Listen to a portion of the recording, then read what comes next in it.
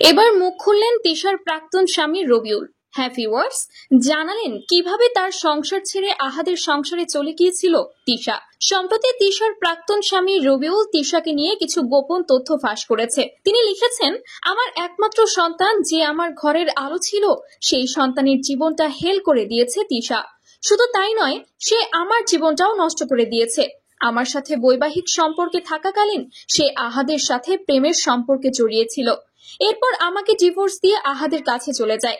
এতে করে যেমন আমার জীবনটা নষ্ট হয়, ঠিক একই রকম ভাবে আহাদের বড় বউ এবং আহাদের প্রথম সন্তানের জীবনটাও নষ্ট করে দেয় এই তিশা। শুধু তাই নয়, এখন আবার ছোট বউ আখি আর তার সন্তানের পেছনে পড়ে আছে। আপনারা একটু খেয়াল করলেই বুঝতে পারবেন তিশার কাজই হচ্ছে অন্যের জীবন নষ্ট করা। হ্যাঁ ভিউয়ার্স, সম্প্রতি তিশার প্রাক্তন স্বামী রবিউলের ফেসবুক আইডি থেকে এমনই একটি দীর্ঘ স্ট্যাটাস খুঁজে পাওয়া গিয়েছে। তবে আজ দুপুরে রবিউল একটি ছবি পোস্ট করে জানিয়েছে সে ওই ধরনের পোস্ট লেখেনি, বরং তার আইডি হ্যাক করা হয়েছে এবং অন্য কেউ ইচ্ছাকৃতভাবে এ ধরনের উল্টাপাল্টা কথা লিখে পোস্ট করছে। তো ভিউয়ার্স, এই বিষয়গুলো নিয়ে আপনাদের কি মন্তব্য কমেন্ট করে জানাতে ভুলবেন না কিন্তু।